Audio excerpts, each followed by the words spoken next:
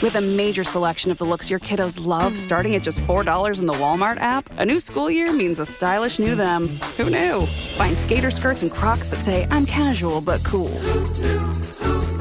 Sparkly sneakers that say, it's my classroom, you're just learning in it. And preppy polos that say, I'm the teacher's pet, even if they're mommy's menace at home.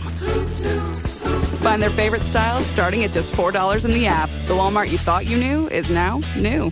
Hey, it's Ryan Reynolds here from Mint Mobile. Now, I was looking for fun ways to tell you that Mint's offer of unlimited premium wireless for $15 a month is back. So I thought it would be fun if we made $15 bills. But it turns out that's very illegal. So there goes my big idea for the commercial. Give it a try at mintmobile.com/switch. Upfront payment of $45 for 3-month plan, equivalent to $15 per month required. New customer offer for first 3 months only. Speed slow after 35 gigabytes if network's busy. Taxes and fees extra. See mintmobile.com. Introducing the perfect companion to your morning listening routine. AG1's clinically backed formula is now flavor-packed with 3 new delicious flavors: tropical, berry, and citrus. Start the day on a high note with probiotics that taste like the tropics. Mix it up with micronutrients that taste like berry or citrus. And take it all the way back with the classic, AG1 Original, with notes of pineapple and vanilla. Do your health a flavor, or 4, with AG1 Next Gen, the daily health drink. Learn more at drinkag1.com.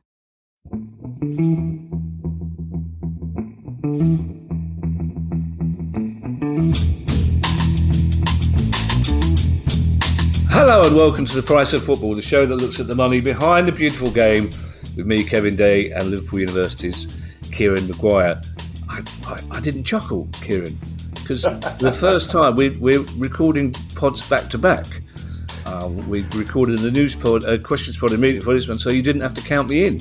That's right. And then we've got no idea what day of the week, or indeed what month we're in. Which is pretty much that's bad. At our age, that's not unique, is it? Not knowing what day of the week it is poor. Not knowing what month it is precisely is poor. But I've actually been thrown by the fact you just stood there doing nothing. You didn't even chuckle when we started, let alone leap out from underneath the desk to count me in.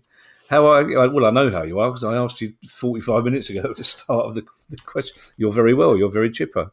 Yeah, the only issue is that there's 2 flies. Oh, I don't know about you. I don't know what it's like where you live, but we seem to have an uptick on flies this summer, right? Or buggers? It's one of the many reasons I can't stand summer, Kieran. Basically, Ali just got back from Edinburgh, which led, of course, to a 2-day frenzy of cleaning on my part. And you just think, how many flies have died in this house in the last... I didn't notice them die. The trouble with a fly, I find, Kieran, is once you've seen it, you can't unsee it. And I refuse, and it's bizarre, I'm not a vegetarian, I'll happily eat animals, but I won't kill flies. Right? Because I can't bring myself to do it. I won't kill wasps either. I'll even help a wasp out, if not that I can tell the difference between a wasp and a bee, but I'll happily shove a glass over it and put a post, which is what I've always wanted to do to Harry the Hornet, the Watford mascot. Always wanted to put a giant tumbler over him and put a big thing. Anyway, this is not going to win us the BAFTA, is it, Kieran? So it's it's Newsday. It's Newsday, and there's some good news stories today, Kieran. The first one, it almost seems counterintuitive. I remember way back at the very first or second podcast we did with me saying, when's it going to end? When's the bubble going to burst, transfer fees-wise? And you said probably not for a good 5 or 10 years. And so far you've been right, because this story is incredible. Yes, Premier League clubs, I think this was on the 18th or 19th of August, they broke the highest ever spend in a single transfer window. It took it to £2.39 billion at the time. I think there is a genuine chance that we could go through the £3 billion barrier for a single window. So that's the what. So I always tell my students, people pay you for the whys. People pay you for the because factors. So try to identify here the because factors. First of all, our first driver of increased spending. For the first time ever in season 25-26, we have 6 clubs in the Champions League. And being in the Champions League is worth somewhere between 50 and 150 million pounds. So that's priming the pump. And because every match in the Champions, if you win a match in the Champions League, you get €2 million. You get 16 million, 15 million euro just for turning up. And because of the way that the spending in terms of additional revenue accelerates in that success, clubs want to be there, and secondly, they want to be there next year as well. So clubs are funding a squad which can play twice a week, and for that you need a bigger squad. So that's why we've seen significant spending from the big six firms. Next, this summer we've had the Club World Cup. Now, we can park all of the FIFA-related stuff. Chelsea made £80 million. Manchester City made £50 million. That money goes into the pot. So there's additional revenues coming into the game as a result of this expanded competition. What are you going to do with that money? You're not going to stick it in the bank account. You're going to go out and spend it. You're going to reinforce your squad because you want to be in the next Club World Cup as well. So there's a benefit in doing so. Then we've got the fact that practically every club has put up the prices for season tickets, for hospitality and so on. Inflation, as far as ticket prices are concerned, is significant. We've got this year the start of, and let's face it, I think Sky may have told us once or twice. They may have told us once or twice. We've got a new TV deal with more matches. More matches is more money. That's only an extra 4%, but 4% of a big number is a big number. So that's generating. Then I think if we take a look at some of the unusual features of the market in 2024, we had 6 clubs, Leicester, Everton, Villa, Chelsea, Forest and Newcastle, who were all right at the barrier, if not over the PSR limits. So therefore, what did they have to do? Well, we saw those unusual player swaps, which weren't quite swaps, and they didn't tend to buy very much else. Those shackles have been removed. So those clubs, or the equivalent of those clubs, are spending money. We had 2 clubs last season in Manchester City and Liverpool who didn't spend in the summer window. Pep thought that he wanted to reward the side. They just won, 4 in a row? As far as the Premier League is concerned, could they turn it into 5? This isn't a football show. I think Manchester City it was a wrong call. They stuck with what they've got. Liverpool, they had a new manager come in, and the manager says, I want to see what the squad's like. I want to get familiar. And Arne Slot, absolutely brilliant what he did. He made the existing players better. And I think that's a classic example of the sign of a good coach. Can you improve what you've got? The perception that we have that the solution to all of football problems is to spend more money simply isn't the case. And Liverpool is a classic example. So you put all of those factors together, and that's why we've seen this incredible level of spending this summer. I think if you add to that, we've got 3 clubs who are promoted. I think Burnley have signed 14 players. Sunderland have invested heavily. Leeds have invested heavily. All spent more than 100 million. That adds into it as well. I think there's probably a couple of other factors as well, Kieran, is for most European clubs, if they're looking to sell a player, or a player wants to, they look around and they go, well, who's got the money? And apart from 1 or 2 European giants, it's the clubs in the Premier League who've got the money. So you've seen clubs like Burnley. Palace can probably afford to pay more money than most other clubs in Europe. Yeah. So, but not only that, we're paying wages that are far in excess of any other club in Europe. For again, apart from Madrid and Bayern Munich, maybe, who won't buy the player. If you're Villarreal, they're not going to buy your player. But those players can get, if a player's reluctant to move, all you have to do is say, well, you'll get twice the wages in Southeast London, and you can get in Spain. So these are the 2 factors. Basically, it's money blowing. It's money comes to money in a sense, isn't it? Really, and we've blown everyone out of the water, and it's hard to see in terms of the future. I would worry if I was Spanish football or German football. I would worry that in 5 years' time it's going to be really hard, even for the likes of Bayern Munich and PSG, to compete with the top clubs in the Premier League, because the best players in the world are going to head there instinctively. I think that's a fair comment. I mean, PSG, I think, are a unique club in the sense that they do have Qatari support, and they've managed to create their own brand. Bayern Munich, because of the amount of money that they get from sponsors, they are also big hitters. Yeah, they managed to buy Harry Kane for €100 million when he was, 29, 30. That's not normally the time when you're spending those big figures. So having a look at wages of clubs, Real Betis compared to Palace or Bournemouth or Brighton or Wolves, there is no comparison, because those Premier League clubs now in that mid-tier are paying on average 60 to 70 grand a week. Yeah. Speaking of 5 years ago when the pod first started, we had a couple of interviews with people involved in the women's game who said that it was a crossroads, and we didn't want to see the women's game aping the men's game and going down the same route of focusing all the money on one or two clubs and spending millions of pounds on players. And that's gone, because, we've seen huge amounts of money being spent on women's players recently, and one in particular this week. That's right. So I think it's now the third time this year the record transfer fee in women's football has been broken. Orlando Pride have signed Lisbeth Oval for $1.5 million. That's about £1.2 million. It's indicative of the continued interest, and I think this is a really positive story, because one of my concerns about certainly the domestic game as far as women's football is concerned is that if the Lionesses are playing at Wembley, you'll get 80,000 people rocking up. And I think Arsenal have done spectacularly well with their women's team, the way that it's been marketed, so that they can now get crowds of 40 or 50,000. That's absolutely fantastic. You look at some of the attendances elsewhere, and things aren't necessarily as good. All of the clubs in the WSL are losing money, but there is this perception of growth. I think there's also this perception that if you can get into Europe, then just like in the men's game, there's now an incentive. So we are starting to see, I think, Manchester City about to sign one of Manchester United's players, and so on.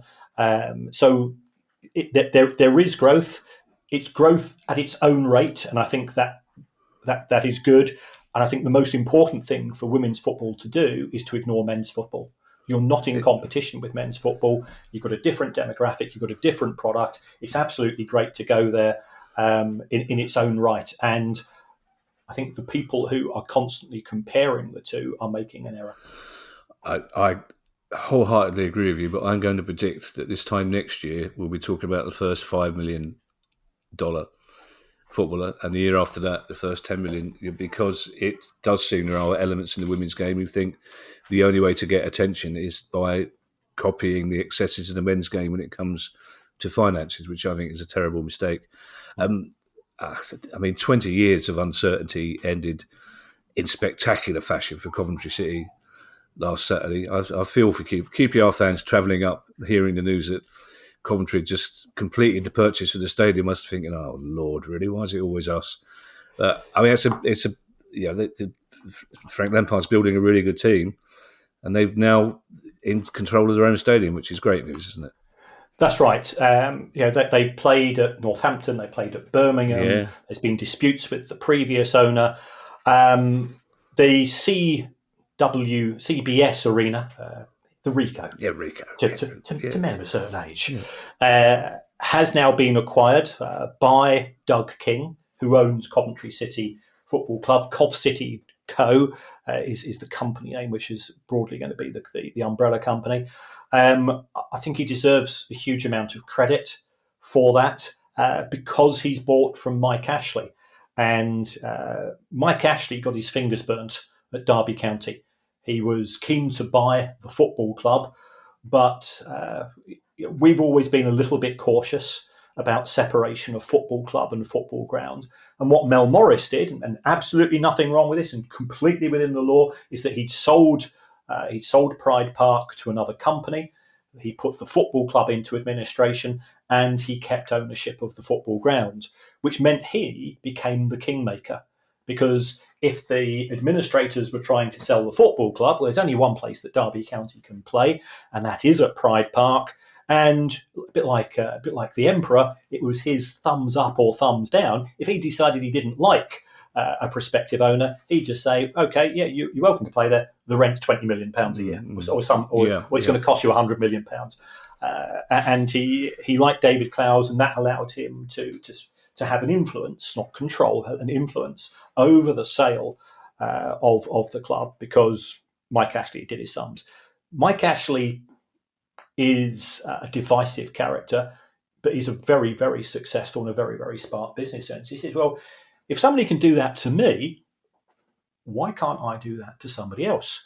So at the time, the arena at Coventry went into administration. Mike Ashley bought the stadium for £17 million. He sold it for 40. Now, he spent a bit of money on it since then, but so has the football club. So it's not been an easy deal negotiating with Mike Ashley, and there's certainly, my understanding is that many a less determined person would have probably walked away, but Coventry City fans, I'm sure they're already doing. I'm sure if you haven't got a song about Doug King, you need one. He's really stuck his money where his mouth is, and as far as the results, scoring 5 away, then 7 at home, it's giddy times to be a Cov fan, and you wish them all the best, just as much for anything else. I'm a huge fan of Two Tone, and I'm a huge fan of that kit. Yeah, that kit. Yeah, I still miss the Rocket in Coventry. Highfield Road, I always thought was the perfect entry level away game. If you're taking a kid to the first away game, if you're in London, perfect.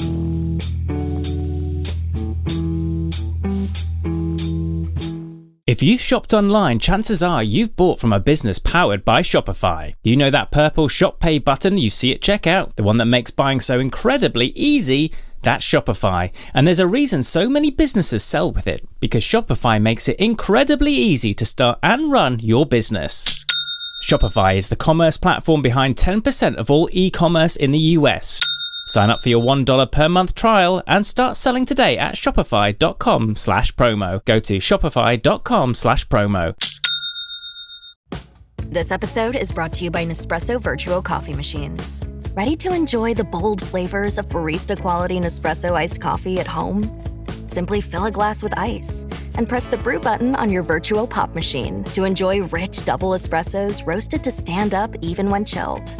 Refreshingly bold iced coffee. Refreshingly easy to make at home. Visit Nespresso.com to shop now.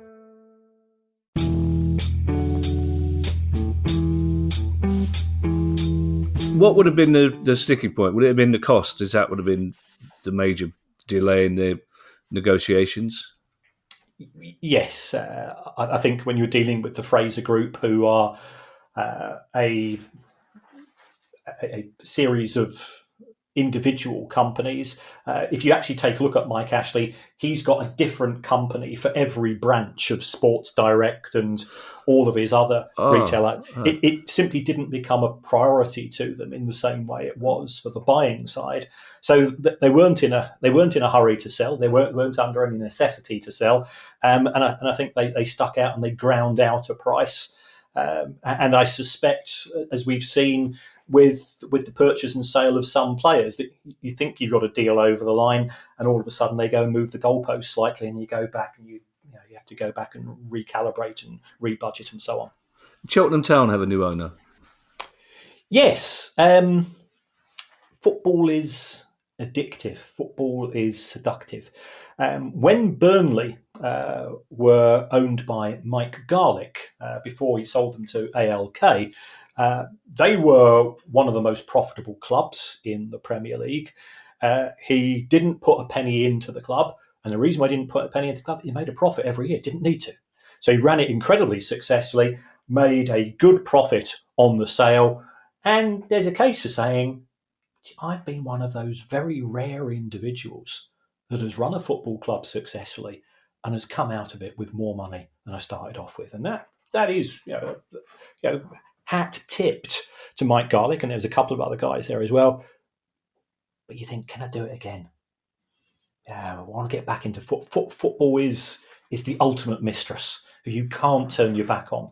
So he's gone back and he's bought Cheltenham Town, which is a lovely little ground. I've been there once, and that was ground number 117 of the 127 that I visited, watching Brian play. And it's a delightful little place.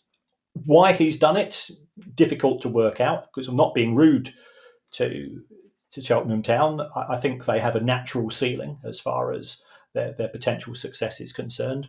But clearly, he just can't turn his back on football. If Mr. Garlick is listening to this pod, and there's every chance he would be, please, can I implore him, stop changing the name of the bloody stadium. They seem to change the name of that stadium. No sooner it's the Johnny Rocks and it's something else. It's Wadham Road. They seem to change it on a weekly basis. It's impossible to keep up. You're sitting there on a Saturday afternoon watching the scores come in and Sky Sports News, and they go, now we're going over to the zippity-doo-dah. You think, I wonder where that is. And they go, it's Cheltenham. It can't be Cheltenham. It was the Do-Zippity Stadium last week. Better news for Hull City fans this week, Kieran. Marginally better news, yes. They were given a 3-window transfer embargo by the EFL for late payment of football debt.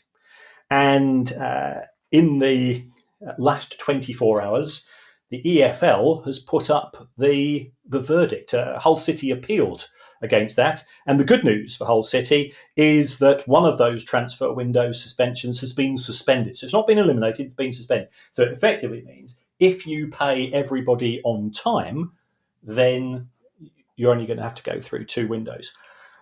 The downside is that if you read all 36 pages of the verdict, very few people have done so. There's a reason for that, because most people have got lives and personalities. Doesn't necessarily look great in the sense that Hull City appeared to have one player on loan. This is Hull City, and I've been to see my team play at Hull on quite a few occasions. Good day out, as always. It's not the type of place where you think, well, for a side at the, shall we say, the arse end of the Championship, where they're getting 35 grand a week from to play somebody. So what had happened was that they signed a player on loan who we shall call Player A. I think 99% of people know who that player is, but I think professional etiquette should say we should maintain that degree of anonymity. He came on loan from another club in the Premier League. Looks like Hull were paying all of his wages, and it worked out as around about 35k a week. I mean, that includes national insurance, so probably the player was getting 31. And there'll be bonuses thrown in there as well.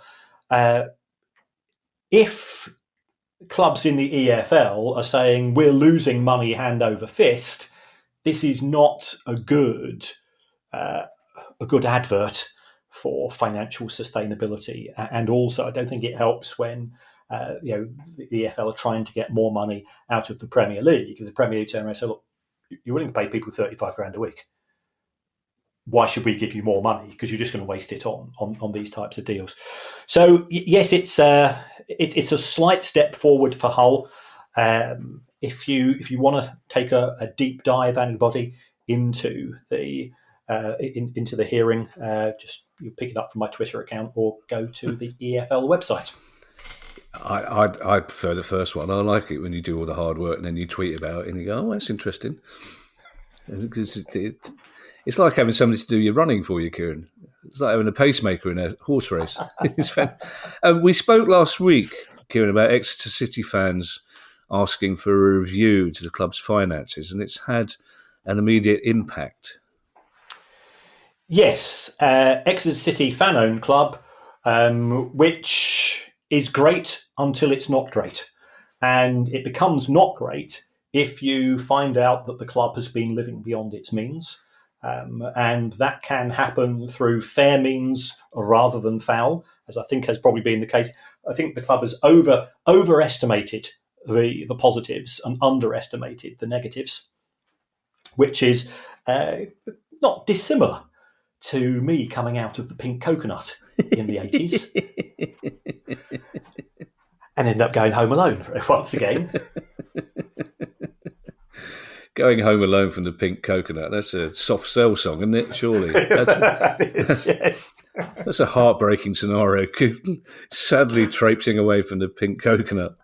Not many people left the Pink Coconut alone, Kieran, surely, did they? Well, they didn't, and I am so spectacularly dumb. The number of times I would say, because I don't drink, I'd say, do you want a lift home?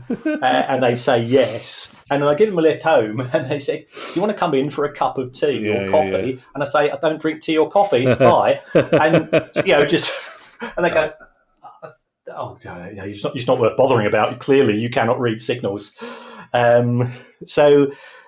As far as Exeter City, they've had to make cutbacks of around about £1 million from their budget this year. So that's at least 20-25% of their overall spend. Significant amounts.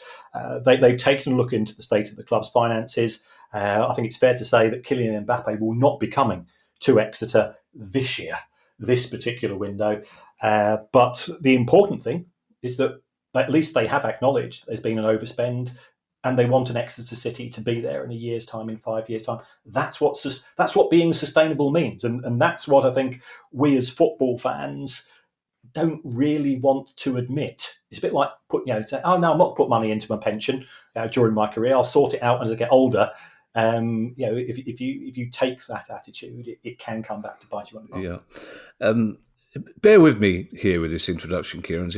It will make sense. But, a few years ago, myself and my very good friend Nick Hancock were whiling away an afternoon with an Alan Partridge-style monkey tennis type. What ideas could we come up with? And Nick had the brilliant idea of a TV show called Pro Celebrity Boxing, which is basically the pilot episode was Ricky Hatton going 9 rounds with Alan Titchmarsh. That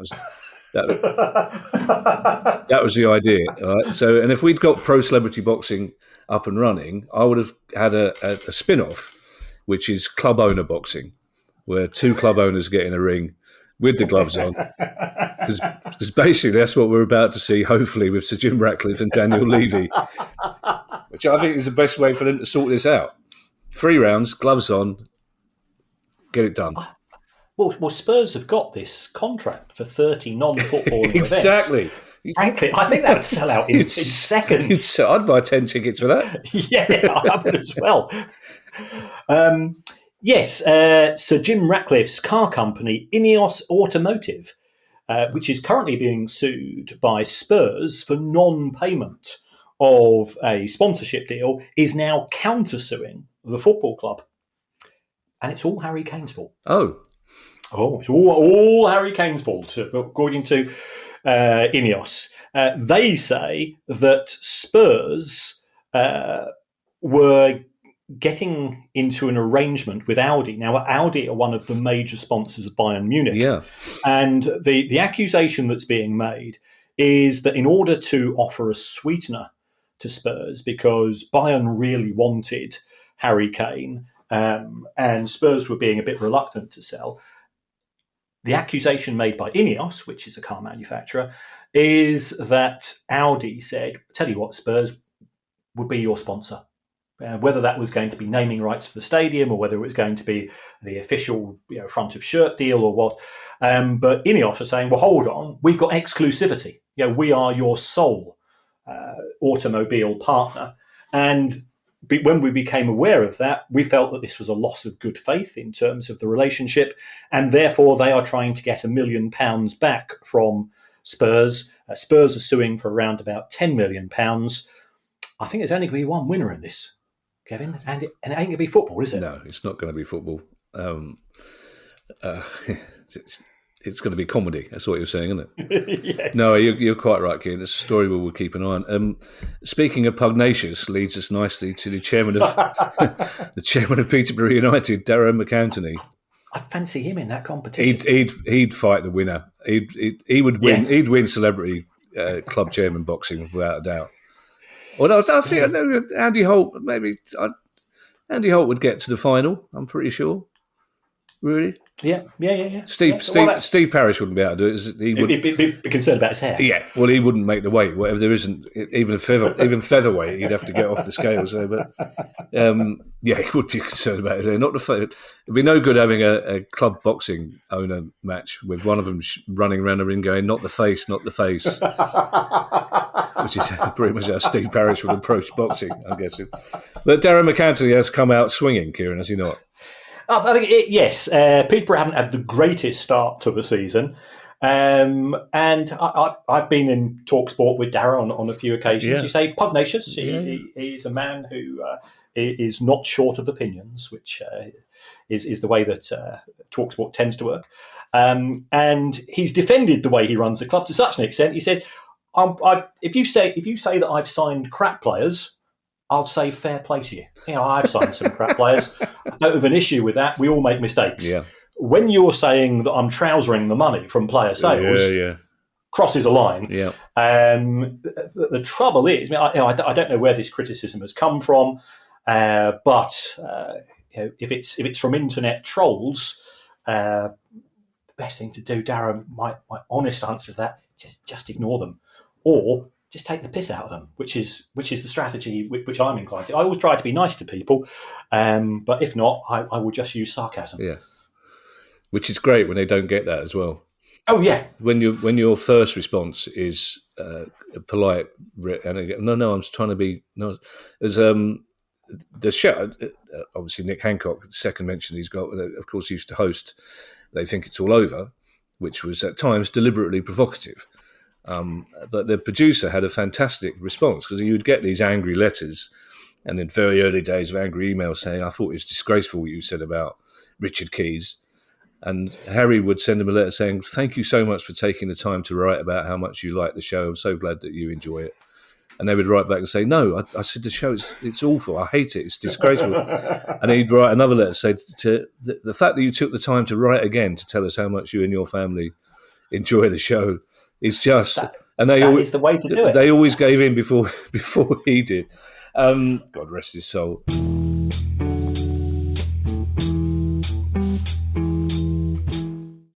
This episode is sponsored by Friskies, who would like to tell your cats hi. Now, if that didn't get your cat's attention, there's one thing that always does the trick. Just pour some Friskies crunchy food in the bowl and you'll hear those paws come running. Works every time. With so many Friskies choices, you can always bring your cats running from their secret napping spots. There's always more to explore. See for yourself at friskies.com or visit your local store. My cat Freddie loves to be brushed and cuddled. But stirring up his cat allergens meant sneezing and itchy eyes. Then I found Purina One Live Clear. It's cat food that reduced the major allergen and my suffering in as little as 21 days. Now, we feel closer than ever. If you have issues with cat allergens, you really need to try Purina One Live Clear. Try new Purina One Live Clear today. Purina One, a difference from day one.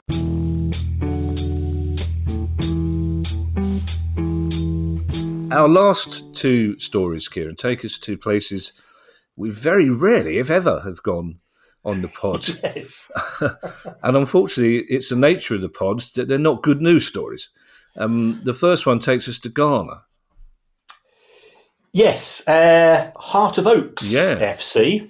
Fair play to them. I like the name. It's a great name. Great name. Yeah, they've been given a 3 transfer window ban by FIFA, and we give FIFA.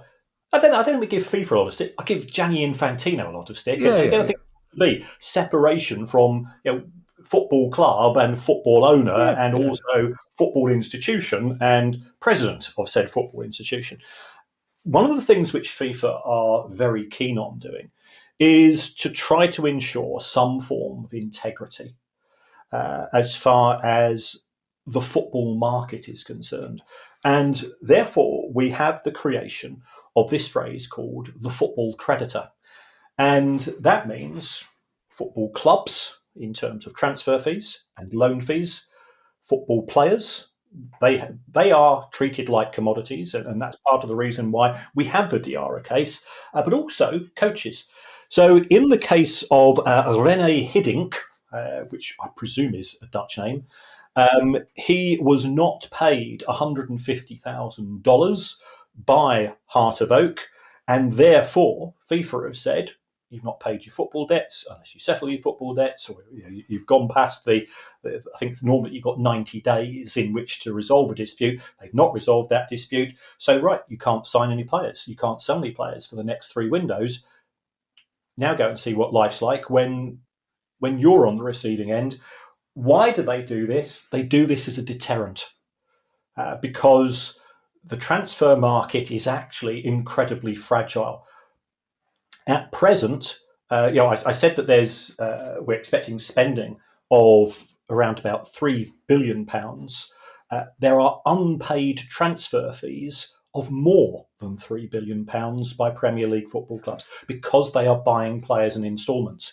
Well, can you imagine what would happen if Barcelona or PSG or Chelsea, they've got to go and pay 200 or 300 million pounds as this year's installment? If they just turn around and said, can you give us another 3 or 6 months? Because the clubs to whom they owed money, they've not spent the money, but they've spent the money in their head. So in order to have that washing machine effect within the world of football, that money circulates and it's contractually bound to do so, FIFA really do come down extremely hard on clubs. And they do have a very efficient system. And my view is that they deserve credit for that. And in Romania, Kieran, one side in particular really are going to be playing catch-up this season. Yes. Yes. FCU Craiova have been deducted 94 points. 94 points. 94, yes. At the start of the season, their coach, player, and other members of staff have all been late in terms of being paid. Goes back to, we need football institutions to step up on behalf of people involved, and the Romanian FA have done so. The club owner has, Adrian Mititelu, has said, it's all a bit of storm in the team cup, lads. A bit of a misunderstanding, cash, money's in the post, etc. So he's putting in appeal. The appeal, I think, is due on the 3rd of September. But I think if he doesn't pay by the 3rd of September also, there is a chance that they could be expelled from the Romanian league. So watch this space. I'm assuming this is not a first offence, though, Kieran. You don't get 94 points. This must be an ongoing saga, surely, is it? Or it could be done on a per employee basis. Oh. So, they do it, let's say, 4 points for a coach, 2 points for a player, 1 point for the guy that collects the cones. Perhaps it's being done on that basis. Oh, okay. Well, we'll keep an eye on that appeal and see how it goes. And if Adrian wants to come on the show, have a chat, welcome to do so. I think that might be one of our more optimistic. Yes. Well, more chance of getting the Premier League to come on. I mean, Mike Garlick, he might come on. But I think if we were to ask Adrian, the Premier League, and Mike Garlick, my money would be on Mike Garlick, basically. Yes. Perhaps if Mike Garlick's got a spare flat for the Cheltenham Festival for the accommodation prices. Don't forget, you can now join our Price of Football Club, where you'll get ad-free listening, bonus episodes, and more. Just go to priceofffootball.com, click on join the club to sign up today. Kieran, I'm sorry, I know I need to rush through this because you've got a football match. You've got a 3-sided stadium to get to, haven't you? And I'm in the boardroom as well. Are you? You didn't mention that. Former guest on the show, Tim from Oxford United, has invited me and the Baroness in. I've told him what he needs to order. Prosecco and Marmite. Yeah, you won't be wearing that Molotov's T-shirt, will you, on the way in? No, I don't think so. Oh, good. Okay. Well, I bet the Baroness can't wait. I'm surprised you aren't halfway out the motorway now. If you have a question you'd like answered on the show, email us at questions@priceoffootball.com. Don't forget you can follow us on X, Twitter, and you can find us on YouTube. And if you'd like to buy our book, you can find details on that very same website, priceoffootball.com. We'll be back on Tuesday with our next questions pod. In the meantime, I shall hand you over to Mr. Kieran Maguire for his customary farewell. Well, thank you as always. for all of those people that interact with us both positively and negatively. And we will do our very best to be polite in the way that we respond. There's a variety of ways, and thank you to everybody who are club members for the level of support they give to us. We'll be having one of our evening sessions with you very, very soon. Just need to coordinate diaries. It's another way you can support the show. Won't cost you a penny. Take 30 seconds of your time. Just pop along and give us a review. Genuinely makes a difference to us. If these two people were presenting the show, I'll be honest, I don't think I would be switching on, but you would even say you would rather have it presented by Richard Keys and Matt Hancock. No, we haven't got. You've got a football game to go to. I'll save the Richard Keys story for next time. I will. It's a saga. It's also Nick Hancock involved in it as well. But he's not a nice man. No. He's the polar opposite of Nick Hancock, Richard Keys. And also talking of bonus episode, we got a bonus questions episode coming up soon for club members as well. So, which is as topical as they can possibly be. Bye, everybody. Bye. The price of football.